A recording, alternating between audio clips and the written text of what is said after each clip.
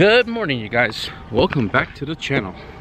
So right now I am headed to the machine shop, Victory Machine Shop. It's like maybe 15 minutes from here, and it's gonna be a new machine shop for me. I've never been to it, and apparently it's one of Joe's friends' machine shop. So Joe gave him a call, let him know I'm on my way, and I have the CSS block with me, and we're gonna try to see if we can save cylinder number 1, where the melted piston kind of like gouged the wall a little bit. And if you could do 81.9 mil in that one bore, which would cost me cheaper to do one than to do all 4, and if 81.9 fixes the bore, then we know that we can go 82 mil. So once he calls me back, if he can do it for me and tells me that we can do 82 mil, I'm gonna start pulling the motor out of the CRX so we can get the pistons out of there and to the machine shop so they can bore the cylinder accordingly. So right now I'm gonna go ahead and head over there,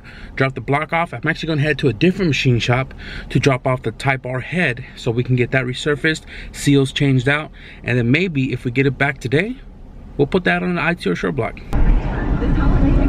If you guys are from my area, you guys know this road.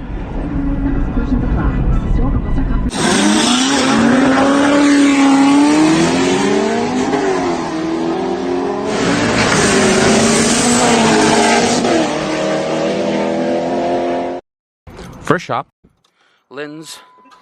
I only come here for head resurfaces and not for blocks, but our head resurface, and they provide me seals for valve seals installed. 80 bucks 1 hour.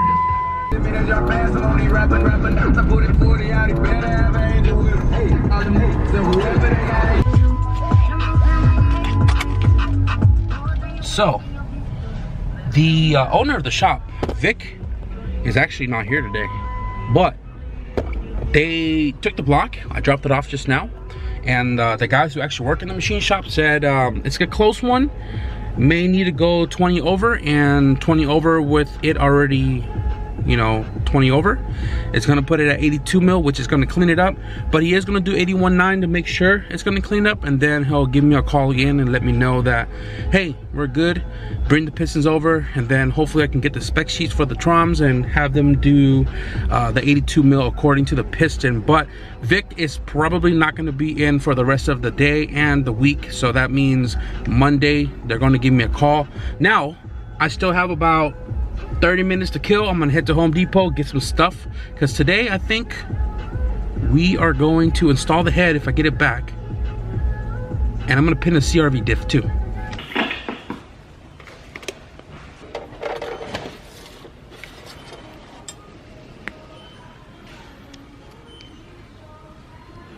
So I just went to the machine shop right there, right? Picked up my cylinder head, and my buddy Tony works over here at Anchor Collision. You know, I'm the Khmer people and shit. Look at that, Anchor Collision, boy.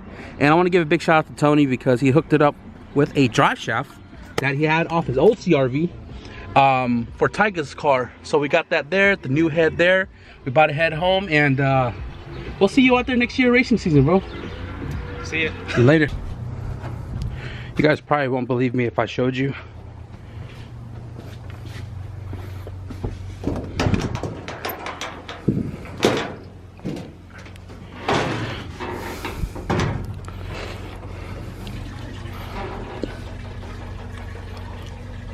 Now,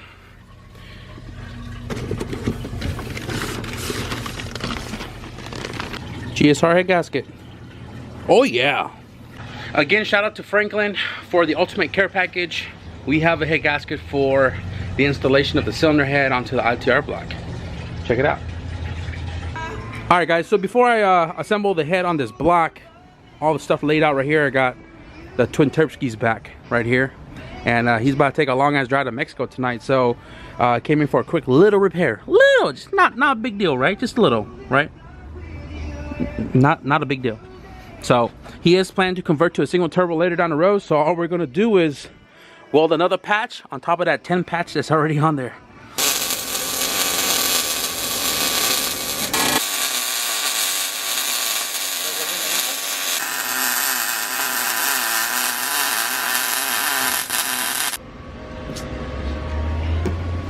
Good enough.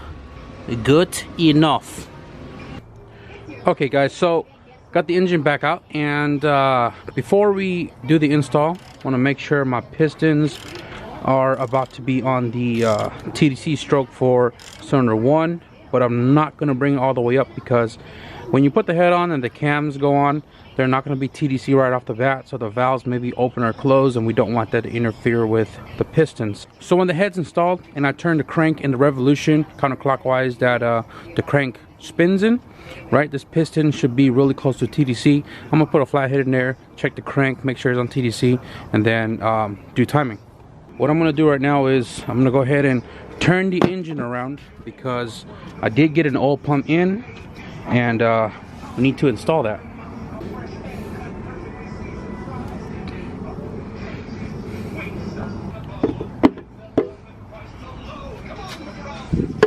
Oil pan nice and clean, and make sure all the surface is nice and clean. So I'm gonna go ahead and open this box up real quick. I did get an aftermarket pump. It's not OEM, but it is one of the other recommended like aftermarket oil pump. You can see it right here. Melling. Am I pronouncing this shit right? M-E-L-L-I-N-G, Melling engine part. And there are 2 part numbers to this, M518 and I believe a M1313. The M1313 is OBD2, so it has that like port for the crank sensors for the OBD2 engines, and this part number right here is the OBD1 style, which the JDM engines doesn't come with that crank sensor, as well as the USDM OBD1. So this right here is a brand new pump, which I've read a lot of good results online. It was about $95 from Amazon and pretty brand new. So I'm gonna go ahead and pull these bolts off. Probably gonna put some RTV in this. I'm not even gonna deal with like trying to bump up the oil pressure, and I'm not gonna open up the center, and I'm just gonna slap it on like this with some RTV. Permatex, Hanabon, they all work. Grado, use gray. I believe this is O-ring, and in the package it comes with that O-ring right here that goes there. Oh, it already has an O-ring in here, so it comes with a spare and oil pickup gasket, which I believe I have as well right there. So I got spares. That's awesome. So I'm probably gonna do the skirt of this to ensure it's gonna make a tight seal, because once the oil pump is on and is in the car and you start leaking, you're gonna have a whole world of a headache. So I'm gonna go ahead and dab a little bit of that and get this pump on here. I don't know if you guys can see that flat spot right there on the pump. It's very important to get that lined up with the crank right here, that flat spot, because this is what drives the pump to pump all the oil through this mechanism that goes through here and feeds the engine. So pretty simple. Again, make sure it lines up. Right, this is pointing up somewhere there, kind of on the same side there.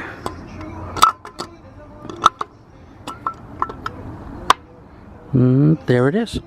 Get some bolts, make sure the dowel pins are in place, right, and then just bolt it up.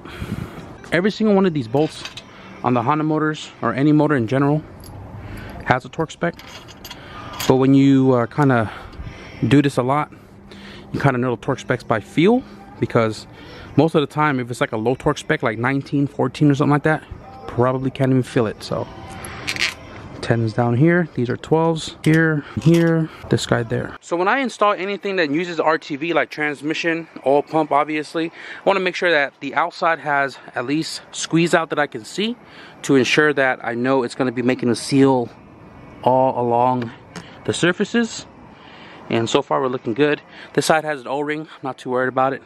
But yeah, now I'm gonna go ahead and do the oil pickup tube, right?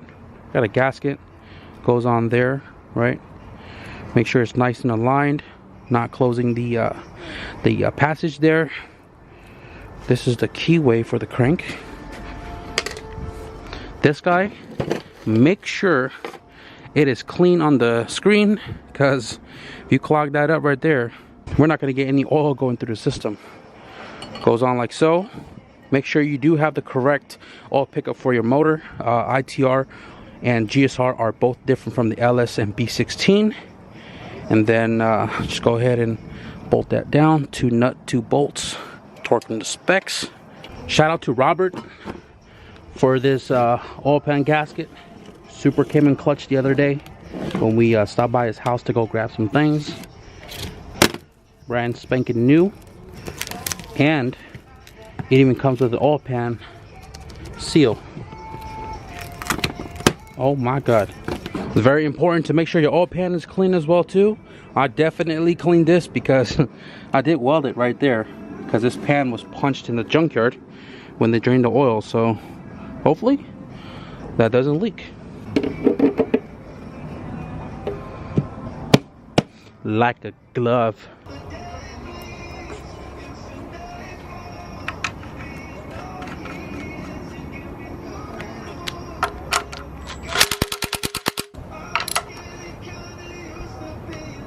So before the crank gear goes on, you need to put these shims on. There's 2 of them, and I believe the OBD2 has this integrated onto the crank gear itself. These are also directional. I don't know if you guys can see it on camera, but it is like a crater. One side is curved like outward from the other one. It's not a straight washer. So since you guys can't see this, I'm just gonna install it. And what this does, it stops the belt from walking off the gear. So that's the inside. These are identical, so I believe it doesn't matter which one it goes on because they're the same. But that goes on, and then the gear itself, I'm gonna assume this right here goes on the inside, which then has the keyway that's integrated on that gear itself pointing outward. And the only reason why I'm assuming is that this silver is when I was prying to get this off the crank when I removed it the first time. So I'm gonna install it the same way that I took it out, like so, right? And then this guy goes on like so, and then the keyway, and then the crank. Obviously get your timing belt in place.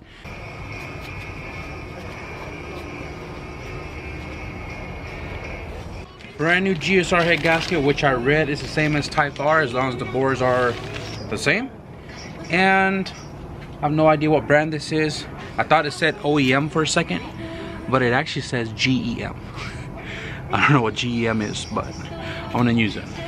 Dowel pins are in the front. That's how I pull it off the motor, and that is the only location that it fits. So dowel pin here, dowel pin here. Take note on the gasket, make sure the marking says up. Mine says up, and make sure that, you know, the holes all line up where it's supposed to be lining up at. It only fits one way because of the dowel pin, and that's that.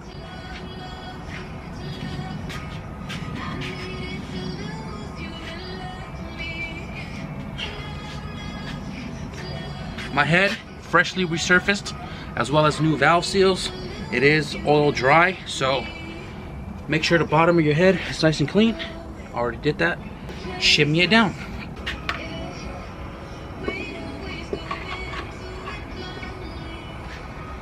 Make sure it's settled on the dowel pin. Wow, it's starting to look like a motor now.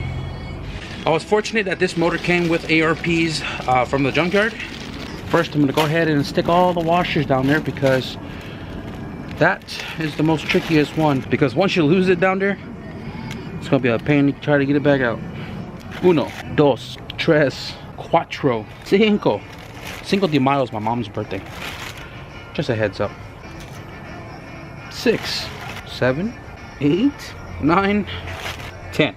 So what I'm gonna do as far as the assembly loop go is I'm gonna be globbing it inside the nut on the bottom side, because once you thread it in, it's already on top of the thread, and then it's just going to keep spreading until, you know, this is tightened down. So this nut right here is a 1/2 and 12 point, so don't use anything else, just like that. And what I do is I put it on the socket and force it down. Boom, thread it.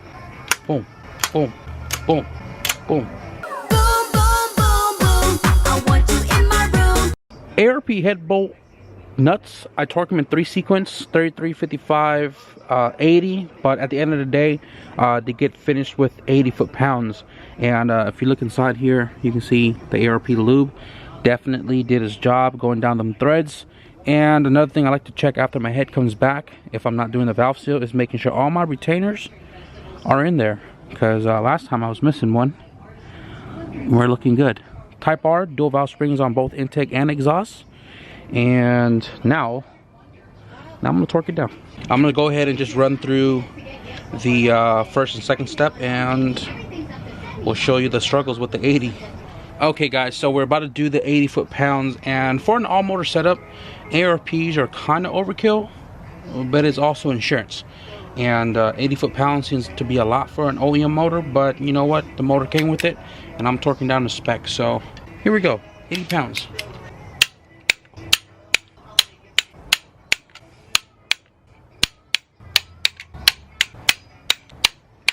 When you're done with your torque wrench, zero it out and put it away. Now, since this head has been hot tanked and cleaned, there is no oil in it, and what I like to do is lubricate that LMA, stock LMAs, make sure they got oil, they don't give me no ticking problems, right? Dab a little bit on the valve springs and retainers, just cause, right? Doesn't hurt to lubricate it. Put some here on the journal all the way across. Make sure not to go in the spark plug hole, right? Something like that. Same thing before the cam goes on. Lubricate all the lifters. This right here is a VTEC orifice slot. Not exactly sure what the function is, but there's supposed to be a little dowel and an O-ring. I'm just gonna go ahead and fill that up. Doesn't hurt to have a ton of oil in here. When I took this head apart, I kept everything organized, and everything to that head is in this box. So first things first, I gotta find that VTEC orifice dowel and O-ring. That is the O-ring, and that is the dowel. This one says I1 intake side. This one has the distributor mount all the way at the end over here. The cap for the exhaust cam has this little cap. Either you can get a triple O-ring style, OEM style, auto part style. As long as you got one on there, because if you don't, spilling oil everywhere. I believe the rails are identical, but it only goes on one way. So the ones with the 10s right here on the side goes towards the crank, and if you have all the bolts still in, a dead giveaway is these valve cover studs right here. They go on the inside.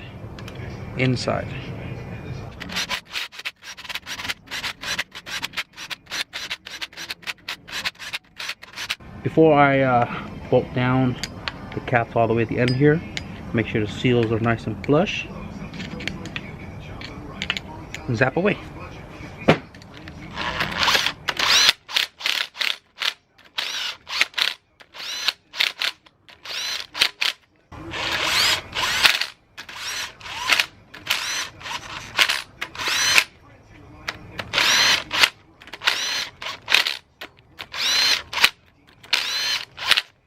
Obviously, I'm doing this hand tight after the gun. The gun is just driving it, and you want to be very specific. Torque wrench. I think this video just turned into a head installation video for the Type R block. How I typically do it is I just put a really long screwdriver into cylinder 1, rotate the crank until we get this to be at the very top, which then indicates, you know, the piston at top dead center. And the cool thing is the oil pump also has like an indentation, that little arrow right there, and you pretty much line it up to the crankshaft gear down here. Let me rotate it real quick and see if we can get that aligned up. Okay, this is the line we are lining up to that signal white hyphen on the crank. that's supposed to be 16 degrees. I'm not sure how this crank got all beat up, but god damn. About there. That seems to be at the very top. Now, we do the cam gears. Cam gears have their up marks right here and here. And also the tooth has their own little hyphen mark as well too. I typically use the tooth to did I just break that loose? What in the world? So this is what I was talking about earlier about the piston being at the very top. What I should have done was get these guys aligned first, get them to at least up, then put the crank at TDC, same little white mark. What I do is I align that little hyphen, this little hyphen right here, and this one at the end here with the up pointing up, of course. And I pretty much just use a little like card to align that line to the deck of the head, or you can eyeball it because the belt is only going to go on one way. So this one, but snug it a little bit there. You can also see the hyphen on the back side to see if it lines up with the card. Looks good, right? So if I pull this belt all the way up, it should just fit right in. You see that? Somewhere there, right? You can see the middle is lined up. There's this little neat tool that they have to lock them in place, but your boy ain't got that, so I use a Best Buy card. This lines up like so. You want to do the exhaust side first because the tensioner works on the intake side, so get this as tight as you can, right? And you want to put this belt on the very end of the cam gear because we still got to slide it over the other side, and that's not the right belt. This is crazy. So this belt is a single cam. This is brand new from that box. I ran the part number, single cam. This one came off the CSS motor, which I am sure I did GSR everything on there and still doesn't fit. This one is a purple timing belt from Total Racing. This one right here came off of Sham's car, which was a full GSR. It says right there Total Power, but this belt is like 15 years old. It doesn't look like it's worn out, but it's been on his car and he's had that car for that long. So this one fits perfectly, GSR belt.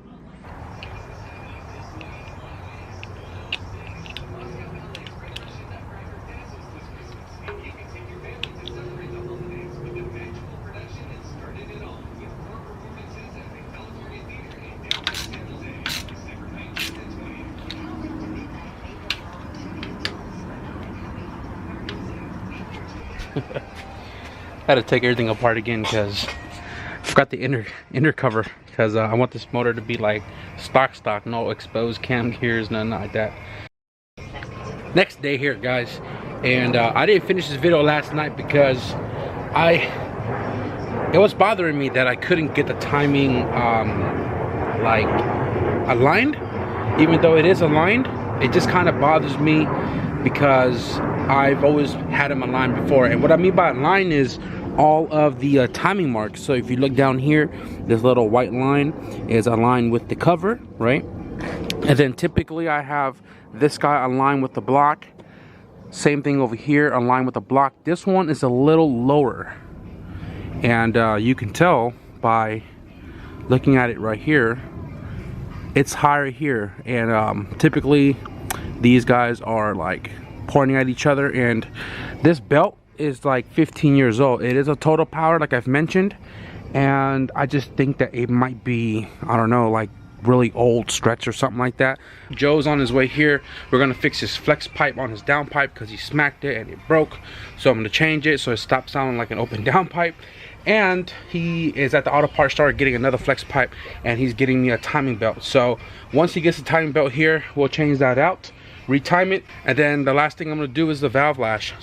Joe just showed up. Heard breast milk on hand. Hey, I heard your car like a mile away. A mile away. Shit.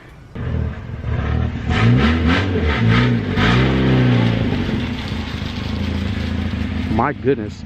So Joe came here like last week and we welded the crack on his downpipe and it didn't fix it. So I was like, oh, it's just a pinhole. So I fixed the pinhole on the mid pipe and it wasn't that. And I said, hey, you know what, turn the car on when the car's on jack stands and let's listen to it. So